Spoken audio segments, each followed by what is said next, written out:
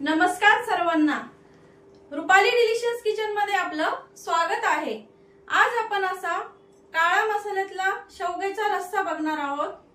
तर आपण नेहमी सुक्का शेवगा खातो किंवा डाळीतला शेवगा वगैरे खातो, तर आज म्हटलं चला तुम्हाला काळ्या मसाल्यातला शेवगा दाखवूया। तर चला मग साहित्याकडे वळूया। पाव किलो शेवगा घेतलेला आहे, लसूण अर्धा इंच आलं, एक कांदा, छोटा कांदा घ्यायचा आहे, एक छोटीशी वाटी किसून घेतलेलं खोबरं, 2 चमचे फुटाणे घेतले। याचं आपल्याला वाटण तयार करायचं आहे। फोडणीसाठी जिरं, हळद, धना पावडर। आमचा घरगुती काळा मसाला आहे, रंगविरहित आहे। तुम्ही ऑनलाईन ऑर्डर करू शकता। कमेंट मध्ये नक्की सांगा, म्हणजे मी पुढच्या व्हिडिओ मध्ये तुम्हाला माझा व्हॉट्सअप नंबर तुम्हाला स्क्रीनवर देईल किंवा डिस्क्रिप्शन मध्ये देईल। आणि चवीपुरतं इथं मीठ घेतलेलं आहे। आता शेवगा मी असा हा इतका जाडसर घेतलाय, खूप बारीक पण नाही घ्यायचा शेवगा आणि खूप जाड नाही घ्यायचा। जाड घेतला तर त्यातलं बी आपल्याला खाताना कडक लागतं, आणि खूप बारीक घेतला ह्या साईजचा तर त्यामध्ये गर वगैरे काहीच नसतो, त्यामुळे ह्या असाच साईजचा घ्यायचा आहे। कट करून दाखवते मी कसा कट केलाय।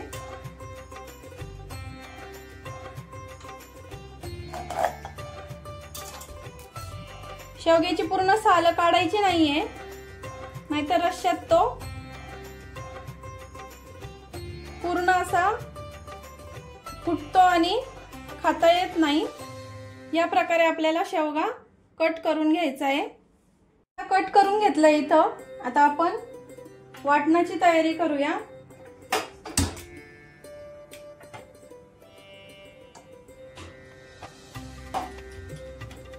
कढई गरम झाली की त्यामध्ये थोडंसं अगदी तेल टाकायचं आहे, जास्त तेल नाही टाकायचं। कांदा खोबरं भाजण्या इतकंच आपल्याला इथं तेल टाकून घ्यायचं आहे। तेल गरम झालं का आपल्याला कांदा टाकून घ्यायचा आहे। कांदा छान लालसर रंगावरती भाजायचा आहे। कांदा थोडासा लाल झालाय। आता आपण इथं खोबऱ्याचा किस टाकून घेऊया। हा पण छान लाल रंगावरती परतून घ्यायचा आहे। खोबऱ्याला जास्त वेळ लागत नाही, गॅस मीडियम करायचा आहे इथं।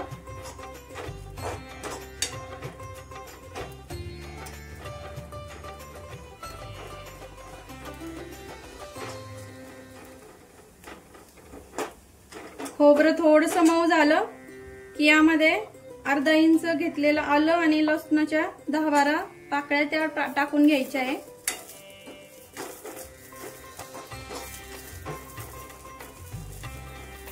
आणि आपण जे 2 चमचे फुटाणे घेतले हे पण आत्ताच टाकायचे, म्हणजे थोडेसे कडक होतील ते। गॅस बंद करते मी आता। आणि कोथिंबीरची देठ टाकून घ्यायची आहे। वाटण आपलं छान परतून झालंय खरपूस असं। आता हे थंड करते आणि वाटून घेते। वाटण थंड होतंय तोपर्यंत आपण शेवग्याच्या शेंगांना फोडणी द्यायची आहे। इथं मी 1.5 पळी तेल टाकते। कढई गरम असल्यामुळं तेल पण पटकन गरम होतं। तेल गरम झालंय। अर्धा चमचा जिरं टाकायचं आहे। काळा मसाला घेतलाय हा टाकायचा आहे 2 चमचे। याच्या व्यतिरिक्त मी कुठलाही मसाला वापरणार नाहीये, फक्त एका मसाल्यात भाजी होते ही। पाव चमचालाही कमी हळद टाकायची आहे आणि अर्धा चमचा धना पावडर। हे तेलामध्ये थोडंसं 1 सेकंदासाठी परतून घ्यायचं। आणि कट करून घेतलेली आपल्याला शेवग्याची शेंग घालायची इथं। 2 चमचे पाणी टाकते, जेणेकरून मसाले करपणार नाही।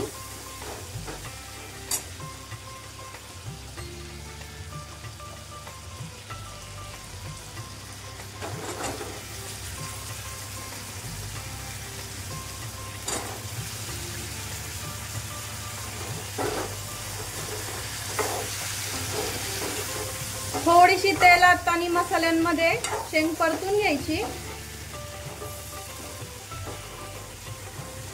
आणि गॅस फुल करायचा आणि 1 ग्लास पाणी टाकायचं आहे आपल्याला आणि या पाण्यातच आपल्याला शेंग पूर्ण शिजून घ्यायची आहे 90%.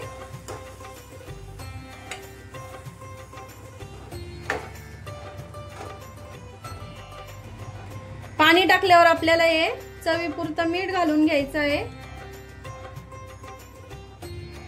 मिक्स करायचं.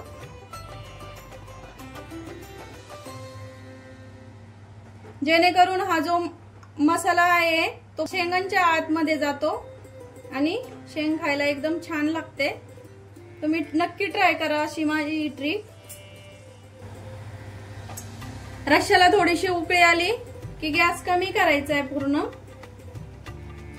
आणि इथं आपल्याला अर्धवट झाकण ठेवून घ्यायचं आहे आणि 90% शेंग शिजून घ्यायची. शेंगा शिजल्या का बघूया. याआधी मी 2 वेळा शेंगा चेक केले आहे झाकण काढून. तुम्ही पण तसंच करा. थोडीशी भाजी अधूनमधून हलवून द्यायची म्हणजे शेंगा एकसारख्या शिजतात. शेंगा शिजले का बघूया. आता शिजले आहेत 90%. आता यामध्ये आपण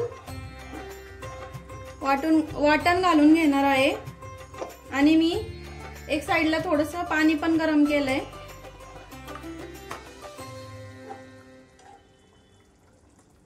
वाटणाचे साहित्य आपण भाजून घेतलेलं आहे त्यामुळे आपल्याला परतत वगैरे बसायची काही गरज नाहीये.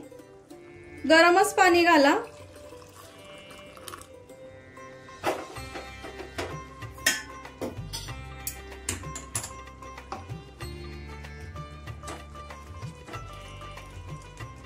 गरम पाणी घातल्यामुळे भाजीला छान चव येते.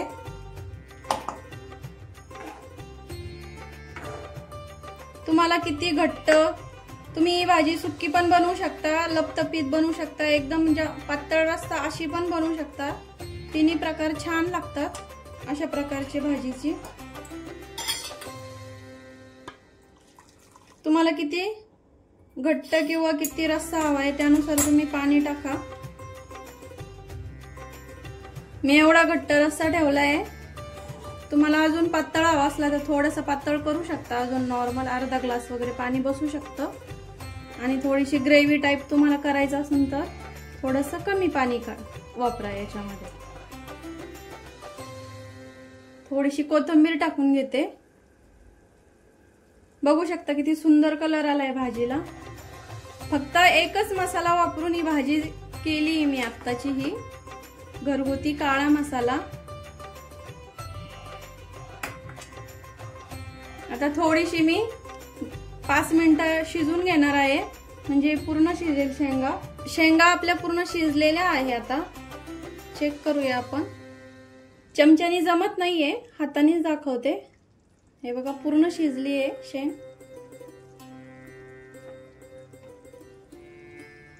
आता भाजी पूर्ण झाली आहे आपली.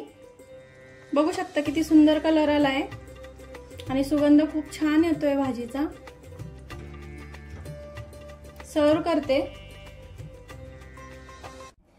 माझ्या शेवग्याच्या शेंगांची रस्स्याची भाजीची रेसिपी कशी वाटली कमेंट करून नक्की सांगा आणि माझी रेसिपी नक्की ट्राय करा, कारण घरचं जेवण हे खरं स्वादिष्ट असतं.